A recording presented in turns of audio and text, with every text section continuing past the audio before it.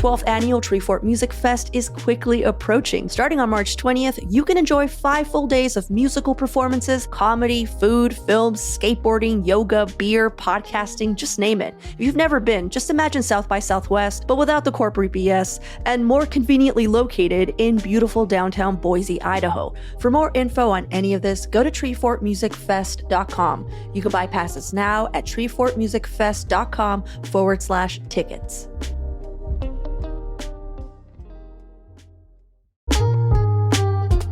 Ilana Glazer, co-star and co-creator of the cult comedy hit Broad City, is coming to Portland on February 9th. That's this Friday at the Newmark Theater right next to the Schnitzer. Tickets are going fast though. The later show is already sold out, but you can still get tickets for her earlier 5:30 p.m. performance over at www.portland5.com. That's Portland5.com. But you better do it quick though, because that's definitely going to sell out too.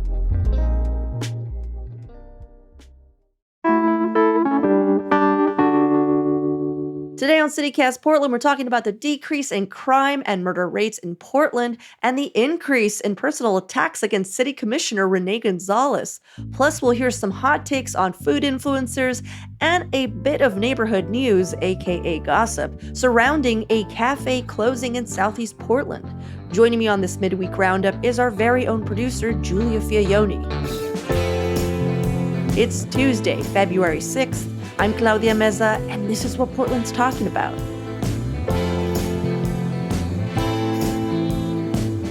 Welcome, everyone, to the Midweek Roundup, a.k.a. the microdoses of Roundups. Giulia, how are you doing? I'm good. How are you? You know, I'm hanging in there for a Monday. Yeah. I know you're listening to this on a Tuesday, but we do tape it on a Monday. So understand that is the energy sometimes that we are bringing to the table. Yeah, it's good context. How was your weekend? My weekend was really good. I got to go see Jenny Don't and the Spurs on Saturday at that new country venue on Southeast Powell, the Showdown. I'd never seen them before, and they just totally killed it. Such a good time. There was a surprise guest performance from Tootie Cole of Dead Moon. What did she do? They just sang a song together. I don't know what song it was, but she just came up at the end, and it was just the cutest little thing. I didn't realize how short she is. She was standing in front of me the whole time, and I was that was Tootie Cole this whole time?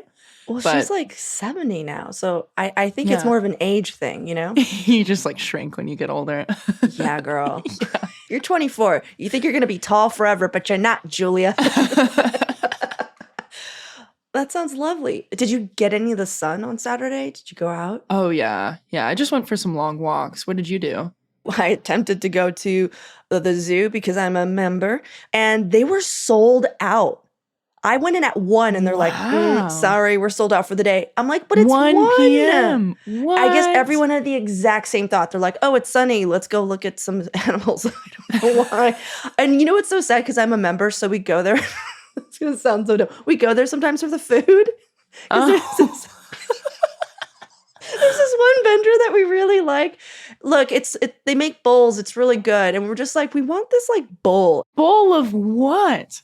Chicken and veggies. It's really good. It's Cocina Verde. Mm. So we went there so hungry at 1 p.m. and they're just no, it's sold out. It's sunny. Get out of here. And I was like, I'm a member. And they're like, yeah, especially members. Sold out for especially members. Get out of here. Yeah. So we went to the Japanese garden starving. Oh, and no. They have a little cafe and they're just sorry, everyone's also here. And it's backed up for 2 hours. And we're just we're going to die up here. We're just chewing gum at the garden, all serene, trying to I don't know, trick our stomachs into believing there was food. That is really, really sad. Oh, man. Well, let's go into the news. Giulia, what ended up catching your eye this weekend? Yeah, so this is some good news from last week. And before I get into it, I want to give a quick shout out to Courtney Vaughn from the Portland Mercury and Lucas Manfield from Willamette Week for their reporting. But last week, the Portland Police Bureau released some data that showed that crime fell last year compared to 2022. Mm-hmm. More specifically, the data shows business robberies were down by 21%, There were 16% fewer carjackings and 12% fewer reports of aggravated assaults, while homicides, non-injury shootings, and the number of homicide victims decreased by roughly 20%, which is a big deal. Yeah. This immediately made me reflect on conversations we had with Lionel Irving from Love is Stronger, which is a community-run gun violence intervention program, and Sierra Ellis, who operates the city-run gun violence prevention program Ceasefire, which we can link to both of those episodes in the show notes. But they both were feeling pretty optimistic about the results they were seeing through community outreach to curb gun violence when we spoke to them a few months ago. So it's really awesome to see the overall numbers reflecting that. But I mean, I will say it's important to note that Portland's numbers do reflect a nationwide trend around crime. So it's not necessarily unexpected per se, and we haven't returned to our historically low crime rates prior to this spike related to the pandemic. But even Mayor Ted Wheeler was mentioning that we're not at a point where we're sitting and popping champagne yet. There's still a lot of work to do. But before I continue, how are you feeling about this? Well, I kept seeing those headlines and I was happy to see them. But like you mentioned, these community organizations like Love is Stronger and all of the ceasefire initiatives, I mean, they seem to be working. Yeah. There really was a clear before and after. And so I just hope that they continue in the right path. And I feel like this happens a lot where numbers start to look better and politicians forget to fund things, you know? It's like when people take medication for something and they start feeling better and they're like, oh, I'm not depressed anymore. And it's like, no, you got to keep taking that though. This might be a forever thing. Like, we just got to keep doing this, you know? Yeah, absolutely. I will say, though, another thing that came up towards the end of the week related to crime that was a little discouraging was Commissioner Rene Gonzalez again posted a statement on his Instagram explaining how he was accosted on the Max on his way to City Hall to the point where he had to get off and walk the rest of his way there, and was asked by City Hall for him and his family to refrain from using public transportation for the next little while, which is honestly just sad. And not to mention something we spoke about a couple weeks ago, a car belonging to his family was set on fire in his driveway, which was allegedly tied to anarchist activity. So as a whole, it seems like Portland's moving in the right direction, but people are still pretty upset at city council for how things still are, specifically involving housing and addiction and taking those things out in pretty harmful ways. So we're still in the thick of it for sure. Yeah, I don't understand how people can just see one person as the reason why the city isn't working. Like, I hate to break it to you, but he doesn't have that much power. Like, he doesn't have that much influence.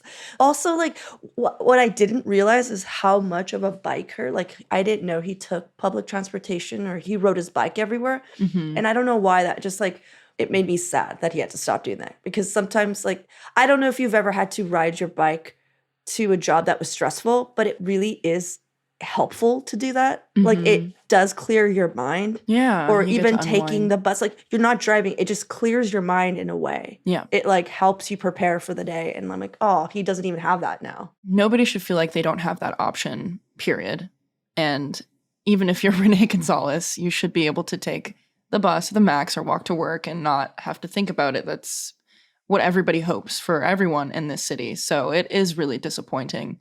And it's sad to see this happen back to back to him and his family. Yeah. I just hope there's some accountability for what's been happening. Yes. And like, I understand the immense frustration. I think as a city, we're all frustrated by the things that still aren't working. But again, we've mentioned this before. It's just not the way to do it. And like you said, you can't point all of that frustration at one person. It's not going to do anything productive.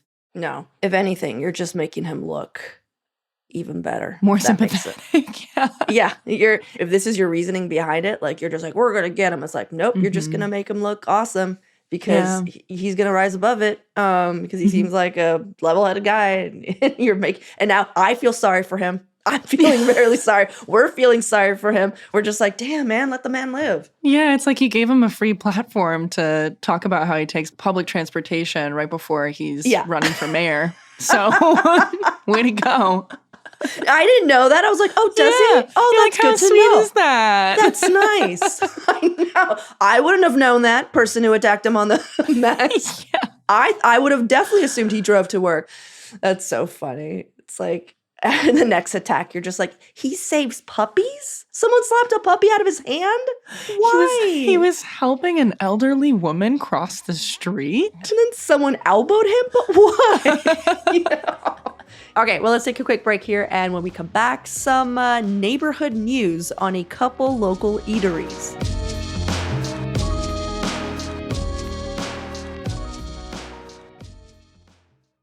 Well, I wanted to talk about, this is so silly. I wanted to talk about some hot goss. All right. Yeah, so these are stories that have not been thoroughly investigated. Mm-hmm. Let's put that in italics, underneath the headline there. Not investigated, definitely read about in the social media, or it's been brought to our attention.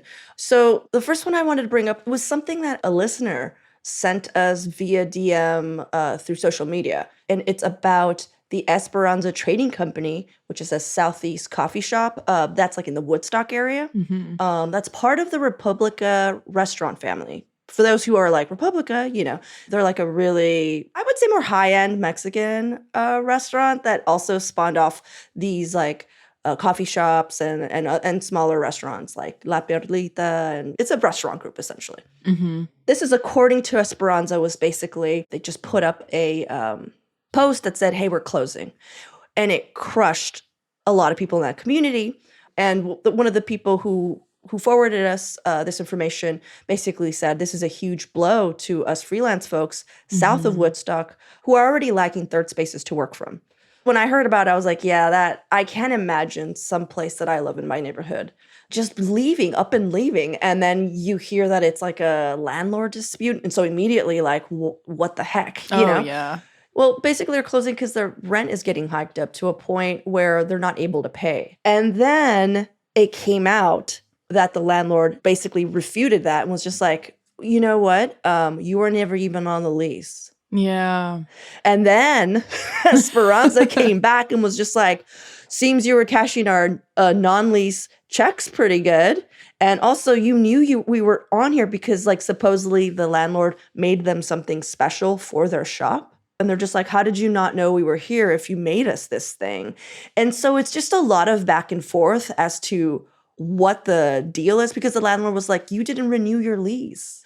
So basically there's a lot of muddiness, and every report that I see is essentially just going, hey, we don't really know what's going on.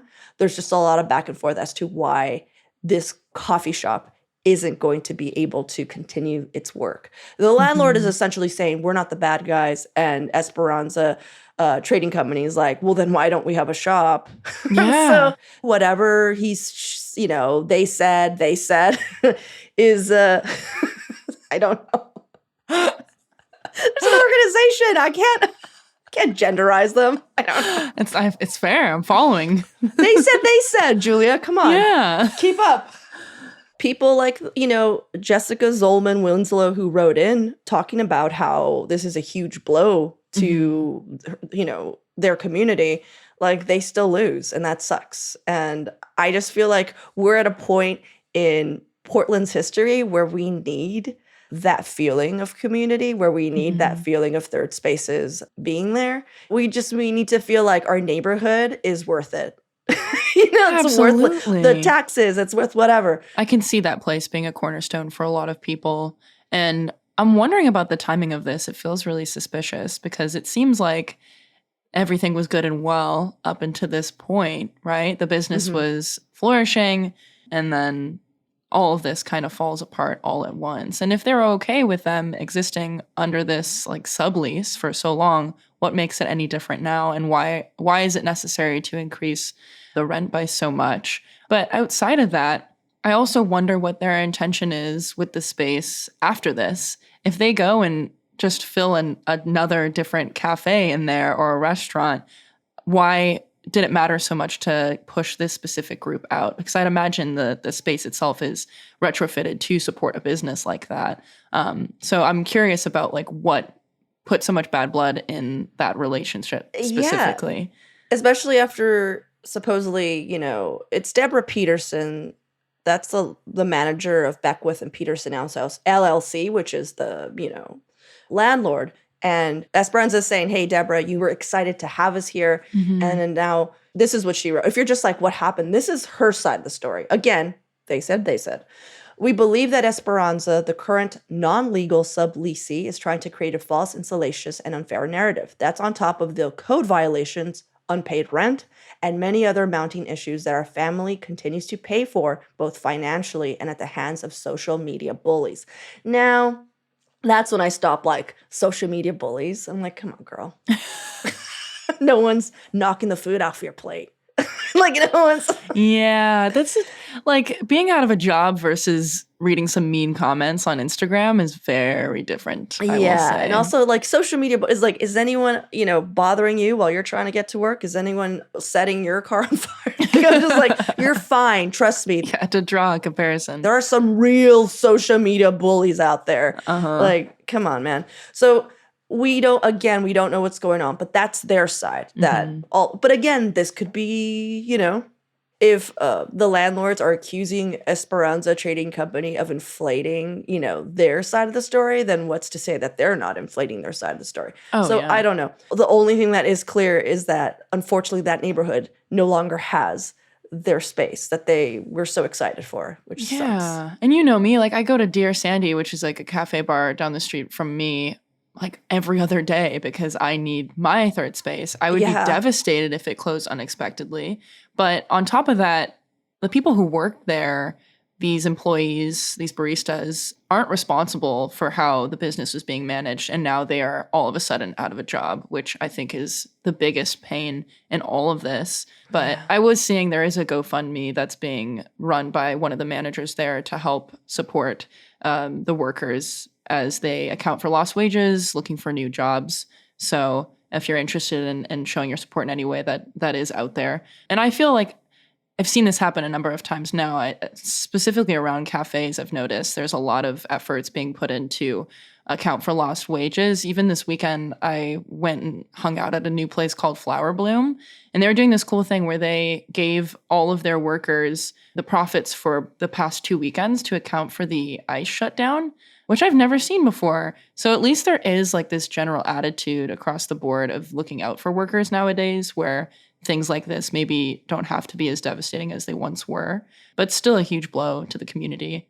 Yeah, I always wonder if just nicer people are running these businesses, or if the owners are getting trained a little bit better by social expectations of how workers should be treated, The other thing that I wanted to talk about is something that happened literally right around my block. So that I live very, very close to Pastificio d'Oro and the Garrison and that area in St. John's. And as you know, if you don't know, Pastificio d'Oro is an excellent Italian restaurant. They are very small. They make 60 portions of pasta and they sell out. And they've been there for a couple years. They're a neighborhood staple. People do come from outside of the neighborhood to eat there, but they know, people who go there, who are the regulars, know that if you don't get there early, they're definitely going to sell out by 7 at the least. They're open from 5 to 9, but they're usually sold out by 7, 7:30. So sometime in early January, a very influential food influencer from Portland decided to make a video and talk about Pastificio. This influencer is named Foodie Snitch.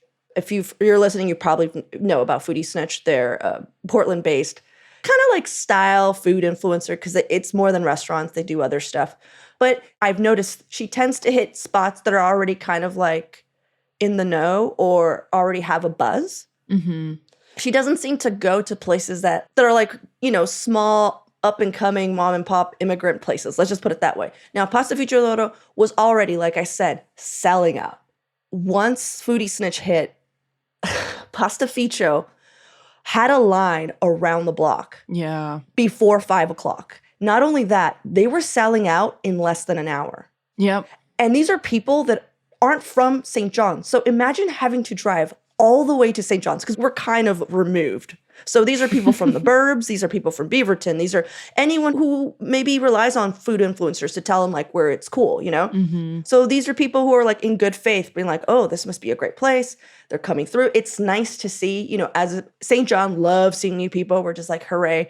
But unfortunately, a lot of people were getting frustrated that they would come, line up, think they're going to get in because they're in a line. And then like the line moves through 45 minutes later, Maggie unfortunately has to come out, who's one of the proprietors. And it's just like, I'm so sorry, you guys, we're sold out. So this was happening over and over again. And it was kind of like, I don't know, Giulia, if you ever like were a kid who loved a band that was kind of local and then they blew up and you're just like, oh man, I remember when they used to play the smaller rooms. I was feeling that about like my local restaurant, you know, and not only that, but just seeing Maggie and Chase, who again are the proprietors, just you can see that they were so stoked, but also just like they were tired.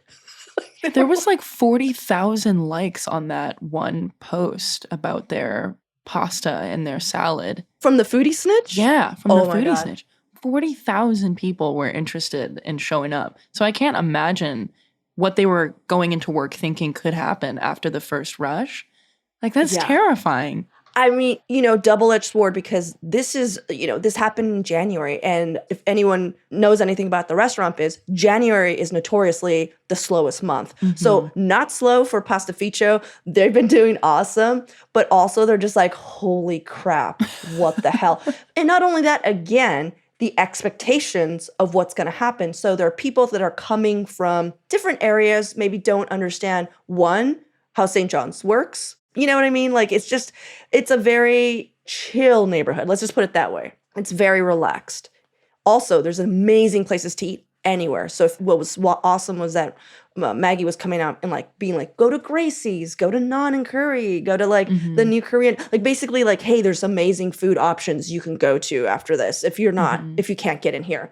But what was happening is people were upset with Pastificio. Like it was their fault that they couldn't go in. There's not even enough space in their restaurant to hold as many people. Like, you have to go to the Garrison, which is the adjoining cocktail bar. There's an outdoor space. I sat there this Saturday because I went in and was lucky enough to get some pasta. And I was just seeing and you could just tell when someone's not from the area because they come in, they're like, do you have room for 9? And we're all just like, oh boy. Come on, buddy. Oh, boy, buddy. No. The reason I'm bringing this up is that on February 1st, somebody came. It was sold out, and they got so angry. They started banging on the door of the restaurant, and it was just Maggie alone with one other person. And I'm just gonna play a little audio of the video that she put out because she was very shaken when this happened. PSA, we make 60 portions a night and we sell out, and that's just how we do our business. And it sucks if you get here late and we're sold out, and it sucks for us too. We don't do reservations because we want St. John's people in the neighborhood to still feel like they can roll up and get an opportunity to get pasta. I know some people don't fully understand it because not everybody's going to understand. But please do not come up to my door, bang on it when it's just me and my other female staff, and demand to know why I run my restaurant the way I do. Give me service advice, basically in like a yelly, condescending tone. Make us feel uncomfortable and unafraid. Like, just don't do that. If we're sold out, there's other restaurants open on Thursday. Yeah, that is frankly hard to listen to. And here's the thing. Maggie and Chase, the owners of the restaurant, they put so much care and love and attention into this restaurant. So much so that it's like a privilege to eat there.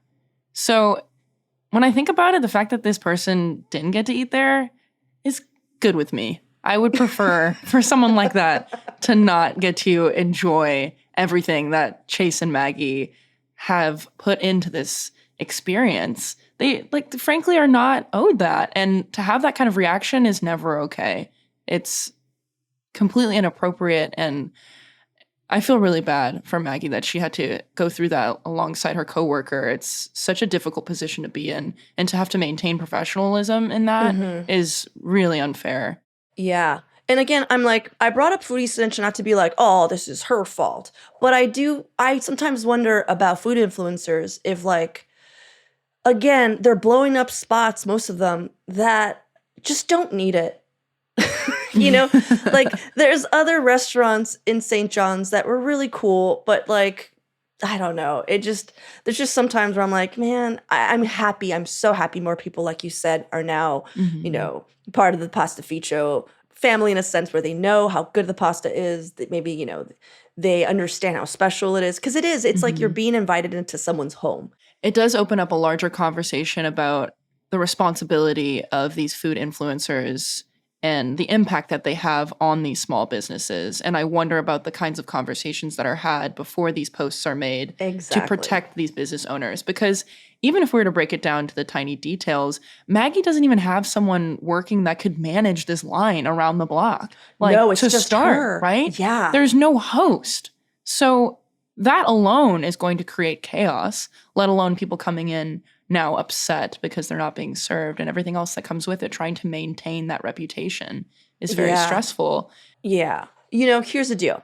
I did hear from the owners, of course, like Maggie and Chase, that they had a lovely experience with this food influencer. They were actually like, they're like, she came in real humble, real nice, you know, paid, was sweet, tipped, like was a normal person coming through eating and not drawing too much attention to what was happening, which is great. You know, for it's a small space to see someone like doing selfies and, you know, all that stuff. Using their flash. Yeah. So I just wanted to say that. I just wanted to say that they enjoyed her being there.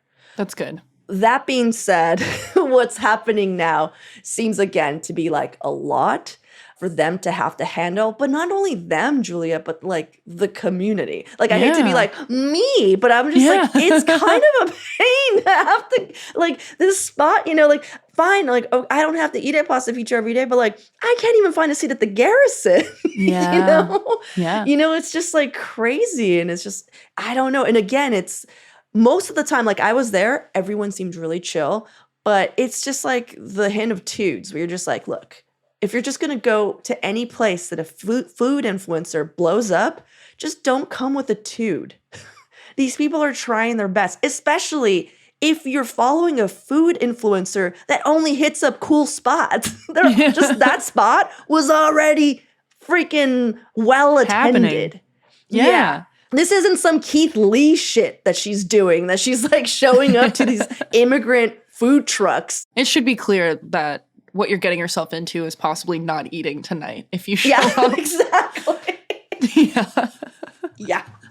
But that being said, if you do want to go to Pastificio, I would say just chill on it for a little bit. Wait a month. Yeah. Or get there at like 4 p.m. Go there right now. Go there right now. For the weekend. Yeah. And, you know, yeah, that is my restaurant hot goss corner. It's a lot of hot goss. Thank you. It's two hot gosses. You're like, that's a lot. I'm like, it's two, Giulia. But if anyone out there, I don't know if this is going to be like a regular thing, our hot goss corner. But if anyone has something that you're just like, okay, I don't have a reported story, but here's a thing, like we should talk about this, or we should bring this into the larger conversation, like hit us up. Because, I mean, we're just shaping this midweek microdose roundup. As we speak. As we speak, yeah. Cool. Well, Giulia, thank you so much for hanging out with me, bringing in some stories. And I'm here's to just like a little a little podcast prayer. Here's to third spaces and to awesome places in your neighborhood, and like hold them close, because it's like what makes your neighborhood magic. Straight up. Absolutely. Yeah. Thanks for chatting, Claudia. This was fun.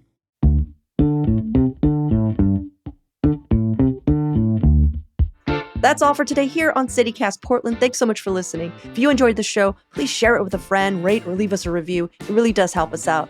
We'll be back tomorrow morning with more from around the city. Until then, see you at Slim's.